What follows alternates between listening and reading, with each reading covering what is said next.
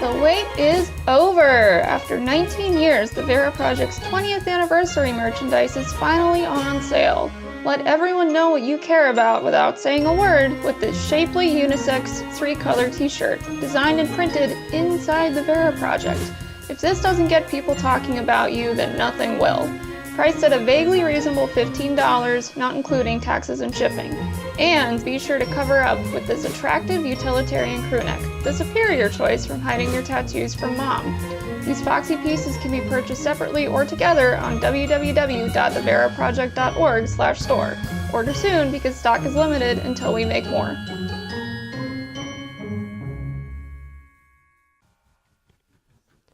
One, 2, 3, 4, 5, 6, 7, 8, 9, 10, 11, 12, 13, 14, 15, 16, 17, 18, 19, 20, 21, 22, 23, 24, 25, 26, 27, 28, 29, 30, 31, 32, 33, 34, 35, 36.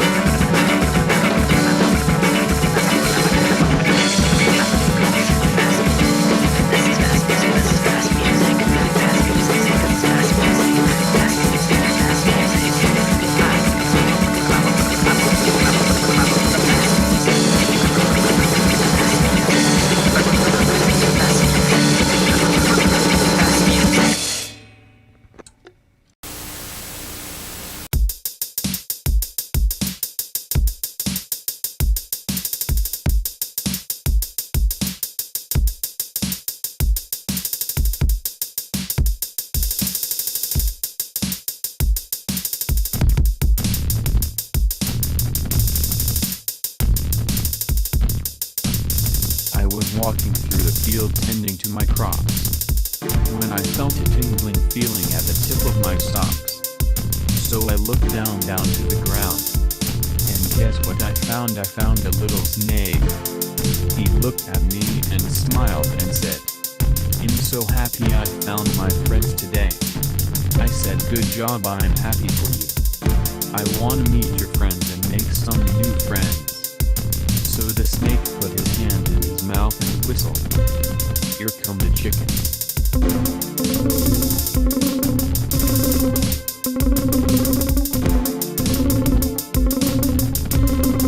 Here come the chickens.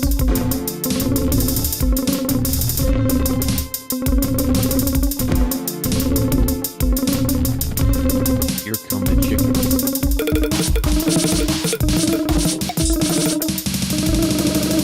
So the snake put his hand in his mouth and whistled.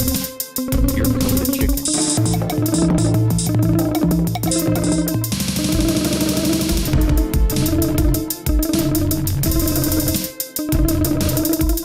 Down to the ground. And guess what I found? I found a little snake. They're pins. They're wearable. 1.5 inches wide. We've had them for years. $10. www.theveraproject.org/store.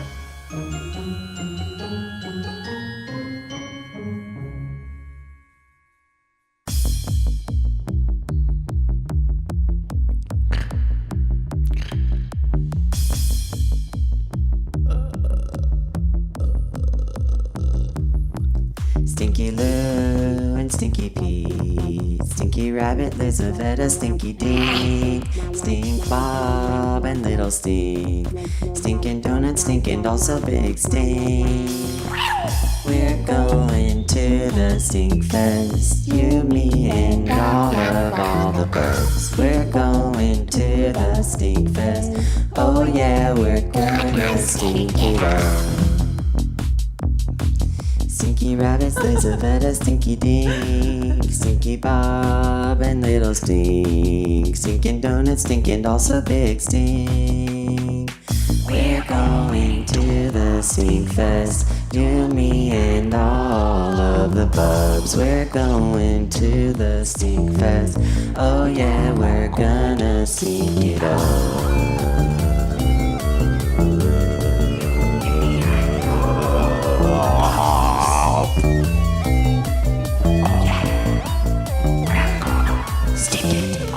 We're going to the Stink Fest, you, me, and all of the buds. We're going to the Stink Fest, oh yeah, we're gonna stink it up.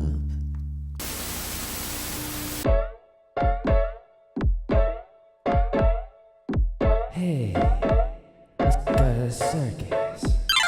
Oh, I can't wait to go to the circus. It's gonna be elephants, and it's gonna be clowns, and it's gonna be big old giraffes. They're gonna dance in circles for me, all for me.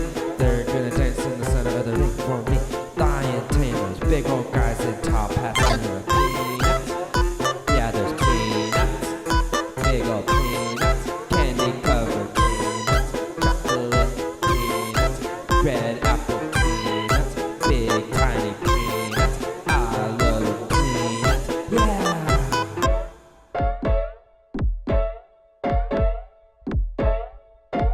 Hey, so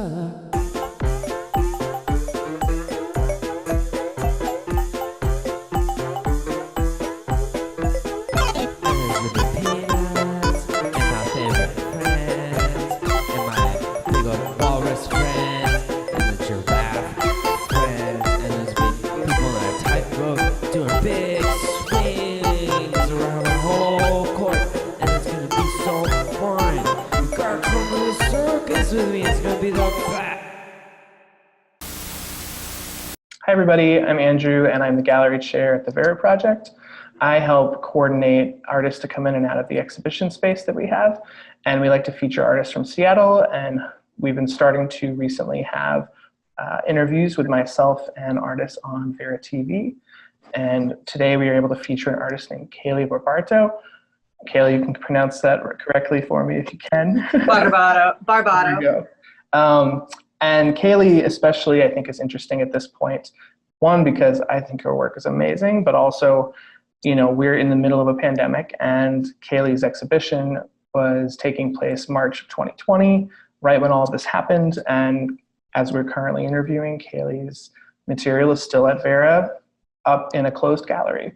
And Kaylee is, much like other artists in the region who have had to deal with the pandemic and how it's impacted their practice and that sort of thing. So you can be on the lookout for future interviews with artists as well on Vera TV and both on the website as well. So with that, Kaylee, I'll let you kind of tell us who you are and how you came to be, and then how you found Vera, and go from there. Well, I used to actually go to shows at Vera when I first moved to Seattle. So I really like the space. I'm familiar with it. And me as an artist in Seattle, I started this collection about 4 years ago. Living in Ballard, I was experiencing a bunch of exponential growth and needed a way to express it. So started painting in my house with kitchen utensils and saran wrap and sponges and just anything I can get my hands on to express myself. So, yeah. And the work behind you is one of your pieces, I assume. I think it is, yeah. My interest in your artwork, especially when you approached us for the gallery, it's abstract. There's a lot to it, and I think it's a lot of nuance. I think that other artists more realist artists might not touch on, and I think yours, the abstract nature of it's pretty interesting. Do you want to talk a bit to how you came to that side of things versus much more of a realism approach? So when I was a young kid, I really liked Henri Matisse and Pablo Picasso and Gustave Klimt, because it was so dreamy and colorful, their work was. And as I got older, I started paying attention to artists like Jackson Pollock and Mark Rothko. Pollock because of his movement and action in his work, and Rothko because of his intention with color and space. Mm-hmm. So those two artists really influenced my work now. Yeah. Interesting. I mean, those are all wonderful artists, and I have an art history background, and those are some heavy hitters, so you're in good company for sure. Yeah. Were you an artist before you moved out to Seattle? Yeah, I've been painting since I was 8. I did a lot of watercolors growing up, and then I got into painting these abstract roses. And yeah, it's so weird remembering creating my first piece from this collection. The first two are called Knife and Spoon because I used spoon to create the first one and knife to use the second. But yeah, something just clicked over in my brain one day when I was creating those pieces, and I was just like, wow, I'm really onto something. And 4 years down the line, I'm still doing it, still doing the same kind of style. Actually, it's changed a lot. I used to do things with more negative space, but the one behind me, mm-hmm. Yeah. Went into a blue phase, got sad. Very Picasso. And yeah, no, so you're a relatively new artist to the Seattle area. You haven't been working up here for 50 years or anything, No. You know the scene pretty well. Do you see, or I guess, how do you see, as a practicing artist, how do you see the Seattle art scene? And then as part of that, how do you see places like the Vera Project Art Gallery? So the Seattle art scene is very competitive. I waited an entire year for my first show after I started my collection. And that's kind of, how I emailed Vera, just putting myself out there. It's all I do during the day is email different galleries, restaurants, bakeries, anything that would host local artists. Mm-hmm. But it's very competitive, and it's been a challenge, but it's a lot of work, but it's rewarding. And places like the Vera Project are great for local artists and, you know, the Seattle community. I really like this bar Jupiter in Belltown. The owner, Joey Nix, is really involved in the Seattle art community and does a really good job collaborating with artists, bringing them into live paint and sell their work and all that stuff. You know, I love places like that. They really matter. It's great. It sounds like you're pretty in tune to the Seattle scene here, and a lot of those spaces that are maybe a little bit more accessible. As you were saying, you know, it's a competitive scene, and I think we have a range of folks that approach the gallery, and, you know, of all different backgrounds. You know, some have been practicing like yourself for a little while, others are brand new, and it really, you know, they're all very eager and excited to, you know, show their work, but there's a lot of people and there's a lot of competition. So yeah, definitely. And I think something as gallery chair, when I'm bringing an artist, it's important to me that they can really see, I guess, the potential for their work, both within Vera's space, but also kind of big picture. And I think you presented yourself really well in a way that, you know, I could see where your vision was and where you were going. And yeah, that's really important. It's almost, you know, like a big resume, I guess, for artists. Folks like myself are looking at them. Thank you. With, as I said, the pandemic has been a challenge in a lot of different ways over the last few months and probably for the rest of the year. But, you know, your timing for the show, while unfortunate, I think is really interesting in the sense that obviously we had the work up for, you know, 2 weeks or so before we had to really pull the plug on any kind of programming or, you know, intentional display of any kind beyond that. And as we're sitting here talking, you know, it's currently July and the work is still sitting there in an empty building, you know, waiting for life to resume. Can you speak to, one, how does that feel, and what does that do to, I guess, an artist's, you know, intention when they're always looking to, you know, find the next place to display, and how that's really impacted your day-to-day? Well, I really, I feel out of control, which I hate. You know, I had a couple shows actually lined up after Vera, so that's been complicated trying to reschedule and move things around and hope that my shows are still going to be there after. I bet. So it's weird not to be around my work, and even though I know it's safe, it's just been there for so long. Usually like a month or so after I hang, I'm able to like bring my work back and like be around it, and I miss it. I miss it for sure. But I was stoked about that show at Vera. I loved hanging. It was so much fun. Such a shame. But you know, this time has been good. I've been just staying inside and painting a lot, and I think the solitude has been important. Yeah, I can't imagine how. I'm not a practicing artist. I have an art history background, and that's how I came to be in the spaces that I'm at.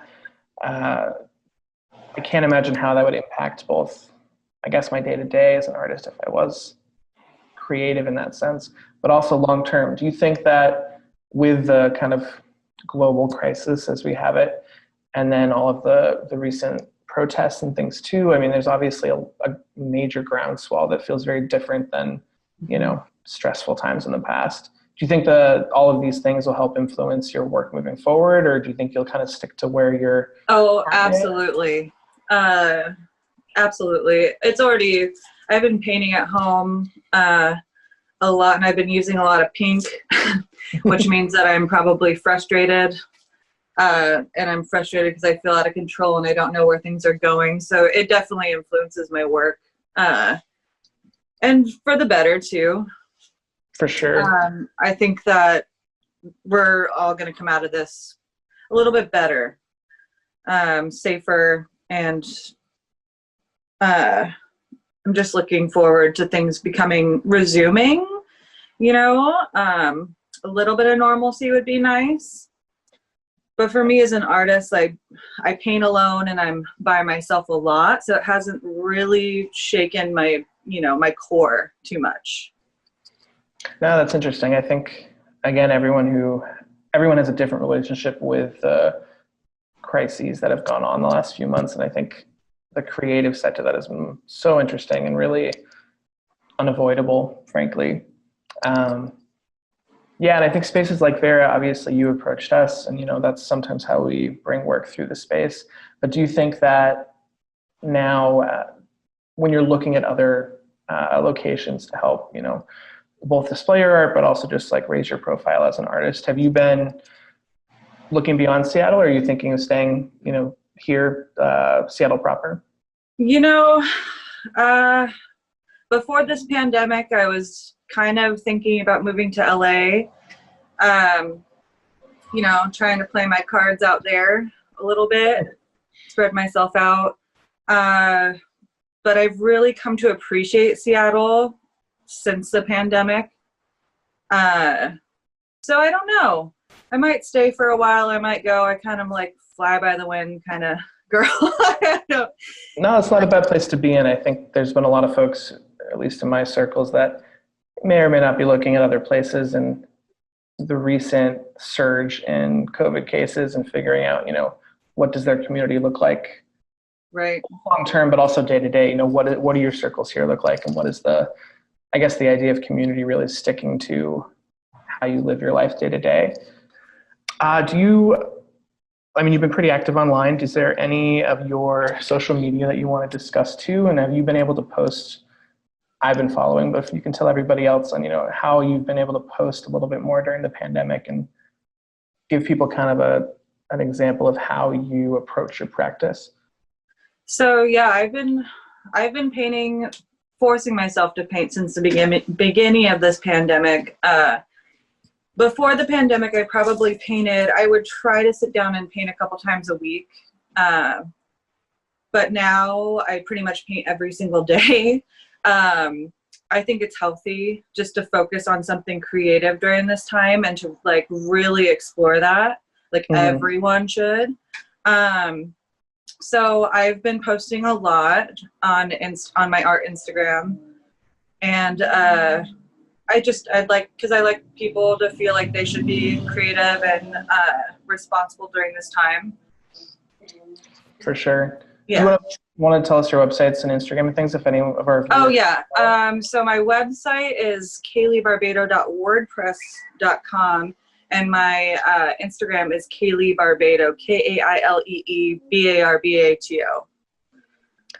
Great. Well, I think that about wraps up our discussion. I want to thank you for being here, and both as the gallery, but also as Vera, as extension of Vera's staff, and everyone watching. Thanks for hosting me. No, I'm glad this worked. I know it's been a little bit to get going. So, and of course, we'll let everyone know, hopefully your work stays up for a little bit longer, and whenever Vera is able to reopen, we will encourage folks to come through and figure that out when we get to there. I would love that. And yeah, we're looking in the gallery space. We're hoping to have new work, hopefully by the end of the year, maybe sometime next year. We've put a pause on everything, but for all the folks viewing still today, do keep an eye on our social media, and we will be posting whenever we have some new artists lined up for hopefully for the next little bit. So, and then we'll be interviewing some more artists like Kaylee here, hopefully as part of VTV every couple weeks, and yeah, we'll have more content for you soon. So thanks again, Kaylee, and we will be in touch. Hopefully the work can come down at some point, but until then, we'll have everyone be able to view it through your Instagram and other social media. It was nice talking to you.